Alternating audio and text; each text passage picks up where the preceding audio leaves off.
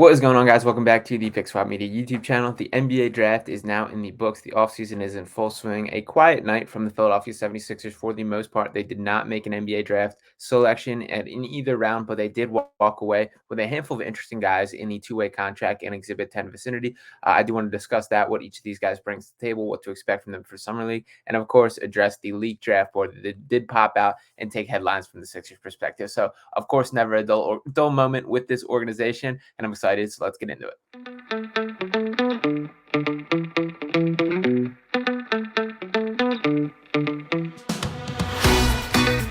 Step back, Jay. Harden.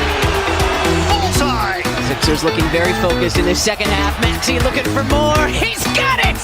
Daniel House, little up and under on the lob, and then flies in with the emphatic one-hand jam. Niang looking for more from outside. Bang, bang, George Niang. Joel, the process heavy.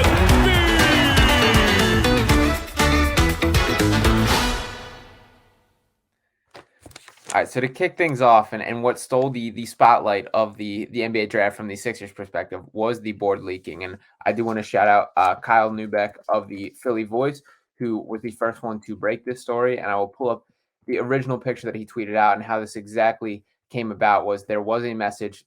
Somebody in the Sixers organization, which it still has not quite been announced who it is, and I do hope that there is. I mean, it can't be a long list of people who had access to even looking at this board. For the fact that to hit the internet is still pretty crazy. And when you think back on leaks from a draft board's perspective in years past, I think about the Miami Dolphins as an example of it, and a couple other teams. It's always been like in the background, pretty blurry, and just like forgotten that it's part of the image. This is not that. This is dead center. Somebody put on their Instagram story a picture of the Sixers draft board. Now, this isn't the most classified information. This isn't their target prospects or things like that, but just still very just dumb to do, and pretty crazy that it is even getting out there. And you can see on the left part of this screen that these are the draft picks, the second round picks for cash that they were looking to buy in. There were reports throughout the night that they were active trying to buy in, that the ownership had given the green light to buy in. That obviously did not come to fruition, whether it was teams seeing this, being aware the second round selections are increasingly more valuable under the new CBA and keeping low contracts like that. So I think the price was driven up. We have seen the Sixers buy into the second round in years past. That's what they did to get the Charles Bassey pick a couple years ago with that. But it did not come together with that. And then on the left side of the screen, and I will switch gears and pull up this picture here. Shout out to Clutch_Chris on Twitter, a pretty cool Sixers follow a guy who's involved in the Sixers conversation. He did his best to decode things here, and it is tough to tell exactly what it is. It is pretty blurry, but it looks like some sort of depth chart that is seen. And Kyle acknowledges this in his article as well. And what you can see on the second board is at point guard, there is just Tyrese Maxey. At shooting guard, there's DeAnthony Melton and Furkan Korkmaz. Look at Furk sitting at number 2 there. Jaden Springer comes in third. He's kind of in the middle between the shooting guard and point guard category, which is a little bit interesting. Definitely looks like he's trending more toward the shooting guard side of things, but I do think that at least is something. Small forward James Harden in red ink is weird. You know, James Harden, the small forward, not quite. I haven't seen him play like a small forward in like over a decade at this point. He's much more of a true point guard for sure. Last year, the guy that ran the offense and really throughout most of his career at this point, he has really turned into a true point guard. So it is weird to see him at small forward. That's also in red ink. My assumption there being that because he's not officially signed, because he's a free agent, if you look down a little bit in the center category, you can see that Paul Reed also in red ink there, and Philip Petrusev also in red ink. Two guys that also aren't officially on roster, and I'll touch on them in a second. Daniel House Jr., behind him, he obviously opted into his deal, so he will be back next year. At power forward, we have Tobias Harris right there in the black ink, and PJ Tucker behind him. So interesting, him not in the starting lineup based on this depth chart. And then at center, we have Joel Embiid, of course, and then Paul Reed in red and Philip Petrusev in red. There's been a ton of reports of Petrusev, the Sixers' interest in him. They've been kind of watching him under a microscope from overseas. This was a draft and stash guy from a couple years ago. All signs seem to be pointing to him wanting to make his NBA rival come to the Sixers and at least contend at the NBA level. Honestly, I don't know if I quite see it from looking at him in his exposure in Summer League. He's got a cool story. Went to Gonzaga. He's been the Adriatic League MVP. His scouting report and what I saw with my eyes were pretty different. He's been a guy who the reputation is offensively, he's pretty gifted, and defensively was his weakness. I saw the exact opposite in Summer League. I thought he had some really, really nice flashes as a rim protector, looked good on the defensive end, but was kind of lost offensively, really never found his flow. I assume that he will be coming over and participating in this year's Summer League, which the schedule just dropped for that. So hopefully that he made some improvements to his game, that there's something to take away there. But I do think the expectation is him to be that third string center. And Paul Reed does seem, along with James Harden, the most likely of the free agents to come back. So good to see him on this list. Paul Reed has been in the Sixers facility working out. So all signs are pointing toward that. But I do think that is the reason for the red there. Something also to note is that there is no sign of Jalen McDaniels, Shake Milton, or Georges Niang in this depth chart. But if you do look a little bit lower into this bottom and in this little box here, it's difficult to tell exactly what it is. To me, it looks like McDaniels in the middle and Niang also in that, but there's a lot of questions, and it is tough to make out. Another thing that should be referenced is that first little word or whatever you want to call it in that box. It looks like it says PG. Does that mean point guard? Does that mean Paul George? I know there was a ton of debate over the internet. I know we're reading into this way too much all over the place, but you know, if you're going to leave this on the internet, if this is going to get out, this is what Sixers fans are going to do. And I do think it's our responsibility to talk about it, break it down. I've seen a couple different guys trying reports. I'm not confident enough in any of these statements for what it says. Milton may be in the mix. There's a couple other. The bottom line is this was reckless on the Sixers' part to even let this get out. I am shocked that this is available for our eyes to see, but that isn't the biggest deal in the world. I hope Daryl Morey is asked about it at the press conference in the first time. I hope this is addressed, that the media is brought up whenever that press conference may be. But either way, nothing too crazy to build on there. So it looked like that was it from the Sixers' perspective, that was it for the draft. They did not make a selection until a couple minutes following the draft when it was clear they were very active in the option. And another thing to note with the new CBA is in past years, there's only been two-way slots per team. That has been built or extended to 3 now. So there are 3 spots for two-way deals, and the Sixers filled all 3 of them within a couple minutes after the draft. And that is by the way of Ricky Council IV out of Arkansas, Terquavion Smith out of NC State, Azuolas Tubelis out of Arizona, and then Marcus Bagley, I also want to bring up, who signed an Exhibit 10 deal, essentially a glorified high-paid G League deal, but it is a clear pathway to the NBA, and that is an interesting guy. So I want to talk a little bit about each one of these guys here. I'm going to start out with the guy that I am the most excited about, and that's Terquavion Smith. So I'm pulling up a couple of his highlights here. I want to start by saying that Terquavion Smith is a guy who's an example of kind of the going back to college game plan does not work out great for you. That this was a guy who last year he was one of my guys leading up to the draft that I really liked, that I was ready to vouch for, and really think that he's a potential steal of the draft. He was a fringe first-round pick, borderline second-round pick guy. He decided to go back to college and try and up that draft stock and climb into a cemented lottery selection. That did not happen, unfortunately. And I'm a little disappointed in like the perception of him. To get into a little bit more of who he is, he's 20 years old, spent 2 years at NC State. He's very fun to watch. He was a very dynamic backcourt partner with Jarkel Joyner. Jarkel Joyner and Terquavion Smith, also by far the coolest backcourt names across the entire country this year. But Smith stands 6'4". He only weighs 165 pounds. That's one of the biggest concerns, is he is pretty slight of frame, and you can see it in his game that there were many moments where he would get back down. If he gets a bigger guy on him, they attack his body, and he really can't quite hold up yet. And he's also, a lot of his game is built off his pace, his juice, his athleticism, that there is a little bit of concern that like with his body type, as he starts to put on weight, does that slow down his burst, his speed? And because look at the way he's able to take off, and his athleticism is something that I want to circle back to in a second. He's a solid scorer overall, very good athlete. Catch and shoot threat. His numbers were better as a freshman in his catch and shoot numbers, but he's still very high. He's good from the corners, which is super appealing. Solid ball handler. He's good at creating his own shot.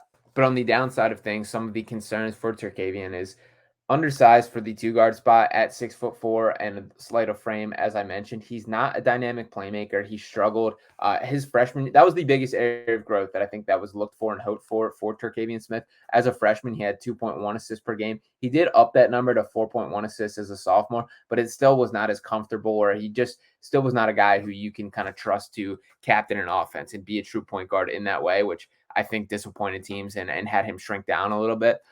Also, his shot selection at times got out of control. He's a guy who can catch fire and is so fun to watch when that is the case. And we saw it on many occasions this year and in his freshman year as well, where he did take over. But there's also times where he's not going to stop shooting when he doesn't have it either. And to me, like, you can take that either positively or negatively, but some of the shot selection just pulling up and taking some shots early in the shot clock just aren't beneficial and did hurt NC State at times. So that is things that he is not going to have the freedom to do at the NBA level, and he's going to have to figure out how to get maximum impact off his minimal opportunities, especially as he first starts out. To get into his stats overall, as a freshman, he averaged 16.3 points per game. That was up to 17.9 points per game this year. As I mentioned, the assists nearly doubled, going from 2.1 to 4.1. So he did show some growth as a playmaker, but even watching him, like, I still don't get the feel that he is like a guy that in the long term is going to be a true point guard. That's just not how I see him as a basketball player, unfortunately. His rebounding numbers shrank a little bit. Averaged 4.1 rebounds per game as a freshman. That dropped down to 3.6. Not a huge deal there. 1.3 steals per game as a freshman, 1.4 steals per game this year. And the efficiency is the bigger knock on him. That goes hand in hand with the shot selection. As a whole, shot just 38% from the field this year on 16.1 attempts. That number went down a little bit. He shot 39.8% from the field on 14.3 attempts as a freshman. Neither of those are good enough. Both those have to improve. And then from beyond the arc, the numbers went down as well. Shot just 33.6% this year on 8 attempts per game. As a freshman, he was 36.9%. So even though they are kind of small dips, those percentages matter significantly for prospects. And it is tough. Like, I always feel bad for these guys for how much of their future is dictated by like a small percentage, especially with 3-pointers and things like that. But this was the case for Terquavion Smith, that him not taking that step as like a knockdown shooter and just being like a pretty good shooter kind of limits things. But at the same time, like, maybe this is a buy the dip moment that he does have more in him. I think Jarkel Joyner and him were too similar to the point where they kind of stepped on each other's toes in terms of what they were good at moments in the backcourt. When they were both on, they were very fun. NC State, I think, gave him a little too much freedom. He's obviously going to have to play in a much more structured role at the NBA level, but he does, to me, have some juice. And to bring up him as an athlete, and I'm going to switch gears to talk about the next guy in this, Terquavion Smith as an athlete is very much smooth. He's explosive. He's quick twitch. He's like almost a long jumper, the way he like gets through the lane and is able to pivot and get through that. He's very much like a smooth athlete, and he has that pace. He has that burst. He has that first step. These are all things that I really like. This is the guy that I'm most excited about. I do think that he's going to get some time on the two-way deal. I think that he will have his moments where it's going to be fun to watch with the Blue Coats, where he absolutely takes over. And I also think there is a place for him on the Sixers to have a couple minutes, especially on those days where they're limited on guards. Shake Milton looks like he is out the door. There should be some minutes for the taking at the guard position. And I also want to just brush over. I'll circle back to this more at the end, but I feel like there's a more clear direction for the developmental path. I think that's being established in the Sixers in the way that has not been the case in years past. We've seen guys in and out shuffling. We've seen so much turnover within the Sixers organization that it looks like there's starting to be some groundwork laid for how guys can be developed. And frankly, that's how a good organization is run. So that path needs to continue. There needs to be that step. So for me, I need to see Jaden Springer get some time with the real Sixers this year. And Terquavion Smith is a guy that I want to step in and fill some of his minutes of the Blue Coats, and as well as get an opportunity with the Sixers as well. The next guy that I want to jump into, which I think the consensus is who most people are excited about, is Ricky Council IV out of Arkansas. And if you guys follow me on Twitter, have followed my draft takes, I talked about Nick Smith and Anthony Black, both guys out of Arkansas that I was particularly low on and I thought were a little overrated in the draft prospect. And frankly, Anthony Black, who went 6th overall to the Magic, is a guy that I have at the top of my mind as a bust potential guy. A lot of the reason why I think that is because this was a very talented Arkansas team, and I think my guys on this team were way more Ricky Council IV and Jordan Walsh. Those were guys that I think for many flashes of time just outplayed these two guys that were these highly touted recruits and first-round picks. And Ricky Council, way more of the scorer of the bunch. Jordan Walsh is that lockdown defender, a guy that I love, and I'm very disappointed to see how he landed on the Boston Celtics. I think he's going to be a guy that fits in, has a role, and I think that's a great pickup for them. But Ricky Council, when we talk about all these talented players, he led Arkansas in scoring this year, and he very much was their go-to scorer at moments. His ability to get to the rim is unbelievable, and he is another super high level athlete. When I talk about Terquavion Smith as a high athlete, I just said how he's kind of smooth, more like that. Ricky Council IV is like a power athlete, that he's a guy that wants to get up, throw it down as hard as he possibly can. He's a highlight reel type of guy.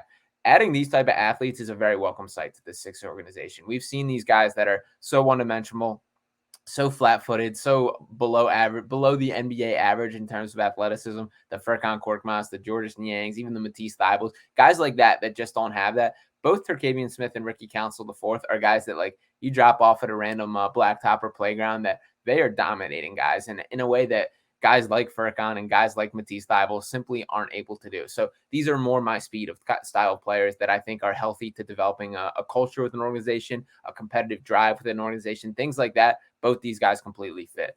To get into a little bit more about Ricky Council specifically, 21 years old, 6'6". He's a little bigger than Terquavion, 205 pounds, more filled out. He's got a 6'9" wingspan. He's also a combo guard type of player. He attacks the rim incredibly well. That's the best part of his game. That was very difficult on an Arkansas team. There was only 2 players on this Arkansas team that shot over 35% from 3.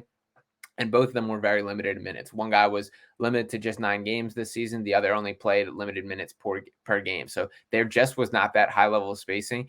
And to be honest, that makes his ability to get to the rim and his effectiveness in getting the rim even more impressive. Not that I would say these Sixers are in a terrific spot as far as floor spacing goes, but it will be a little better than Arkansas got. The scouting report on them was very much pack the paint, don't let guys attack the rim, and he still found ways to do it. Beyond that, he's a good ball handler, a solid defender. He is a guy that has a competitive drive on both sides of the floor that he will take like a one-on-one matchup on the defensive end pretty personally and ensure that that guy does not get by him. He does compete. I love that about him a lot. He's also a pretty good off-ball mover when he does not. When there was moments like Nick Smith or Anthony Black running the show, you still saw Ricky Council IV being involved, making some off-ball cuts and creating shots without having it. That's huge to me, and that's a skill that I think goes under-recognized and underutilized when looking at prospects. That's one of the reasons that I've been in on Cam Whitmore, who's one of the draft's biggest fallers at 20. I love how he is effective without the ball and create shots without having the ball in his hand. That ability to cut, some of it guys learn over time, the more polished they become as basketball players, but there isn't an instinctual fact to it. I don't think Ricky Council is that elite as a cutter on the same level of that, but he still shows flashes of the understanding of where to be, how to get to spots and create things. And that's huge from that perspective. The knocks, the shooting is the biggest thing. That's probably going to be the sink or swim moment for if he can be an NBA player. The form does not look great. He shoots it low, kind of from his chest. There's a little bit of a hitch in it. The percentage is also not there. As a whole, he shot just 27% from 3 this year. He did show better signs. He played at Wichita State the 2 years before this season at Arkansas. He had his best season for sure this year, but from purely a shooting standpoint, he had better numbers at Wichita State, and he shot 33.9% over the 2 years on 2.3 attempts per game. This year, like I said, 27%. He attempted 3.5 per game. So the volume went up, the efficiency went down. That's typically how things go with guys, but it's not super intriguing when looking at his long-term potential. I do think that there's a chance that there needs to be some mechanical adjustments in there. We'll see if he's open to that, if it's effective, and if that can change things. But if he can be like a league average NBA three-point shooter, I think there's a chance Ricky Council sticks. If he doesn't, I'm not sure if he's good enough in these other areas to quite make up for it. But beyond that, he doesn't have like the elite burst I talked about with Terquavion that I really like that about him. Ricky Council doesn't create that way, that he's, like I said, more of like a power athlete, that he wants to be explosive, get up and down, get vertical, slam it hard, but he's not like blowing past guys. He doesn't have that first step that you can't keep with, things like that. He's also not great as a playmaker, 2.3 assists per game. So he's not a guy that's going to be running an offense either, but he is effective off ball, which can make up for that. So when I look at these two specifically, in Terquavion Smith and Ricky Council IV, who are by far the 2 guys out of the 4 that I'm going to talk about that I have the most hope for. Terquavion, I think his fit is like a shooting guard who can create sometimes. I think Ricky Council is more of like a shooting guard who is more comfortable on the off ball. And they have guys, the Sixers have guys that are ball dominant in Tyrese Maxey, looking like James Harden. So it isn't like a must that he should. I mean, you obviously want these guys to have as many layers to their game as possible. But if he can become a specialist as an effective off-ball guy, that still speaks volumes, and that could be very impressive and very effective in the long run. Overall, his stats, 16.1 points per game. As I mentioned, he led that Arkansas team in scoring with some really talented guys on it. 3 guys picked in this draft, 2 of them first-round picks, and Anthony Black, the number 6 overall guy. So a lot of talent on that roster, and he still was a guy that led the statistical category in scoring. Also added 3.6 rebounds per game, 2.3 assists, as I mentioned, and 1.1 steals. Shot 43.3% from the field overall, despite going 27% from 3. Shot 50% on 2-pointers, which is a really high number. That's the opposite of what we saw with Terquavion Smith, that his mid-range and his around-the-rim numbers were not high. That's not Ricky Council. He's a guy who gets up. He's a great finisher, things like that. So that aspect of things is very exciting. I've seen a lot of positive things. Got a lot of guys really liking him. Per Jonathan Gavoni, that these 2, both Terquavion Smith and Ricky Council IV, were the top two available undrafted free agents. So for the Sixers to get both and two guys that I think stylistically are good fits and add something to the organization, that's a great sign. And also, probably my favorite part about Ricky Council IV that I wanted to make sure I brought up, he's not a fourth generation Ricky Council. His father's name is Ricky Council, and he has two brothers. One named Ricky Council II and one named Ricky Council III. So he went by four a lot and C4, talking about like his explosion and Council IV there. So pretty funny, pretty cool. But yeah, there is four Ricky Councils on this earth right now, and they're all in the same family. An interesting family tree, the way that wraps up. Next up on the list, I have Azuolas Tubelis out of Arizona, a guy that was up there with among the most talented college basketball players in the entire country last year, a 3-year guy who spent his time at Arizona. A guy that the Sixers seem to really like, and they had him in for a workout. So between the college film and between that workout, that private workout that they held, they clearly like what they saw, and he was a pretty high target of them as an undrafted guy. To get into specifically who he is, one of my greater concerns, I'll start right off with, he was listed at 6'11". He only measured in at 6'8" in the combine, and that's a big swing for a guy who is primarily going to be a big man as his role in the NBA. 6'8" is like big wing size in the NBA. 6'8" is not really center size or power forward size, which is what I kind of project this guy to be. If he was 6'11", I would feel a little better about it. But I will say that he is still a high level rebounder, and I mean he plays bigger than 6'8" would indicate for sure. 21 years old, weighs 245 pounds, from Lithuania originally. He's kind of that power forward center mold. In theory, he's the type of like stretch forward that the Sixers are looking for, kind of cut from the same mold as Filip Petrusev. Both guys have questions. I'm honestly not particularly high on either one of them. This is a guy I unfortunately don't have a ton of hope for cutting it for the Sixers. My biggest red flag is on the defensive end. He struggled defensively in college. His athleticism is just not there. His size isn't there. His defensive instincts aren't there. And that's all going to be even further exposed at the NBA level. But who knows? I do like it as a two-way option. It's worth a flyer on.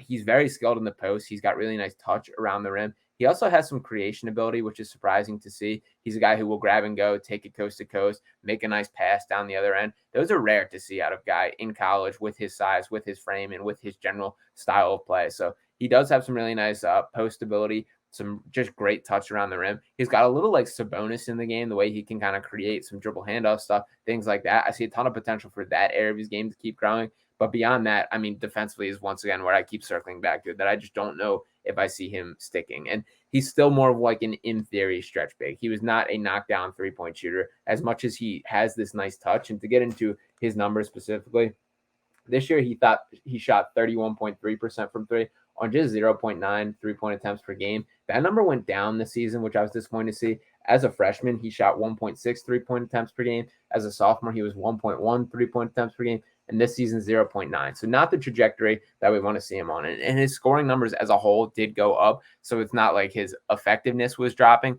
But if he's going to fit this like true stretch big man role, he's got to get those numbers up. And that percentage is, once again, kind of be a little bit of a sink or swim moment for him. As a whole, he averaged 19.8 points per game, 9.1 rebounds, which is really high, 2.0 assists, 1.1 steals, 0.7 blocks, shot 57% from the field overall, which is impressive numbers there.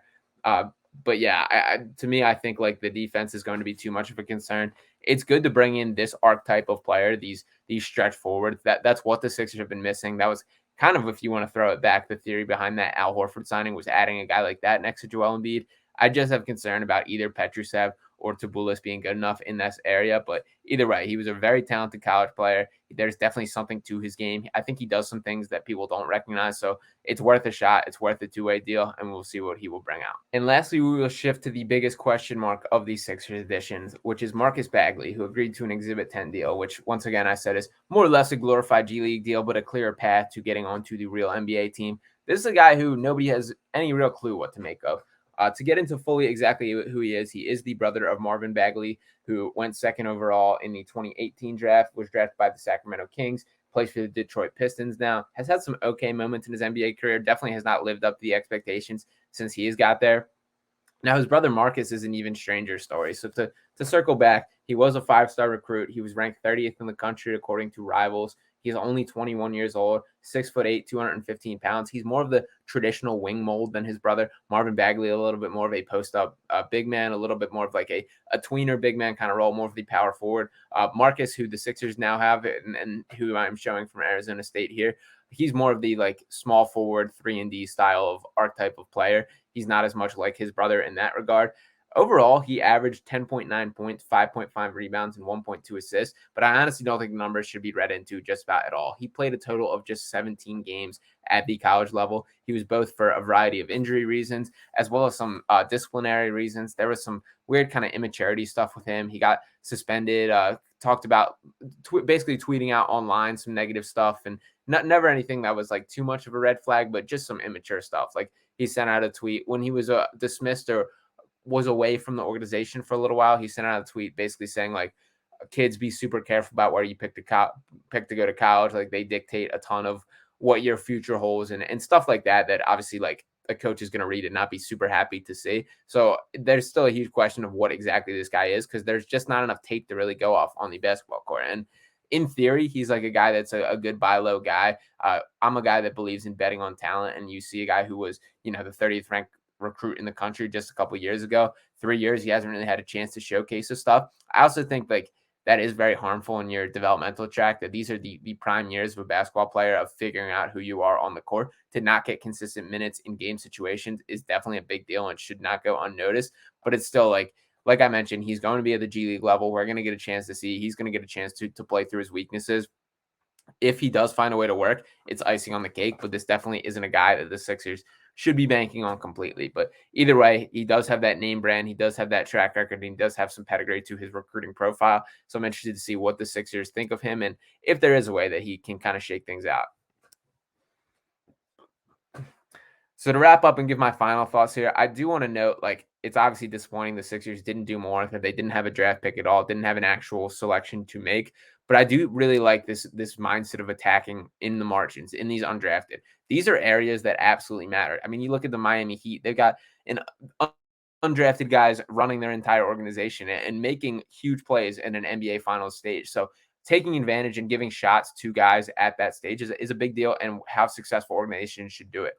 And with Nick Nurse now as head coach of the Sixers, there seems to be way more of like an eye-to-eye meeting and just game plan for the developmental track of players. Doc Rivers was very clearly not on the game plan of trying to develop young guys, of trying guys out. He was very closed-minded in his approach to roster construction, to who guys are. Nick Nurse, the reputation is much different from that. I know from his time with Daryl Morey the first time when Nurse was coaching at the G League level for the Rockets organization, that was the entire game plan. As they were cycling guys in and out, they were trying new systems, new formations, styles of play, defenses, everything about it. It was just, let's see what works, let's see what doesn't. I mean, the Sixers are still very much in win now mode, so I don't expect that level of expansion and exploratory just game planning there. But I still think it's important to have flexibility and have an idea. So to bring these level of talent guys in without a pick is pretty impressive. I think both Terquavion and Ricky Council were guys that deserve to be drafted and hear their name as at least second rounders. Terquavion, like I said, last year I believed in him as a first round pick. And I think part of that is telling to how deep this year's draft was, which hopefully the Sixers pounced and capitalized on that. And part of that is just like him not taking the steps that was hoped. But either way, we will take that the Sixers are walking away with something. It is something a little to get excited about, I guess, but there's still plenty more to do in this offseason. I mean, you look around, you see some of these trades being done. You see the Celtics shipping off Marcus Smart for Kristaps Porzingis. You see Chris Paul heading to the Warriors, Jordan Poole to the Wizards. There's a lot of moving parts happening around the NBA right now. The Sixers still have plenty more to do. I mean, you look at that board, you look at that league picture of what their depth chart looks like. It's not great right now. So there's still work to be done. I'm happy that they came away with something from the draft, but the bigger moves still absolutely have to occur this offseason. So let me know what you guys think of each of these new additions. If you have any level of excitement, I wouldn't blame you if you're not swayed by these guys whatsoever. It's definitely not something I think changes the future of the Sixers organization by any means. These are both guys that like maybe they work out. It's a little bit of a shot in dark in each one of these guys, but it is something. It's something we can talk about, something we have to look forward to and hope for. And that's all I can kind of use to get through at this point. So once again, appreciate you guys for tuning in. Make sure to drop a like on this video, subscribe on the channel, drop a comment. Let me know your thoughts on each of these guys. And hopefully I'll be back soon with some more breaking and more important news regarding the Sixers.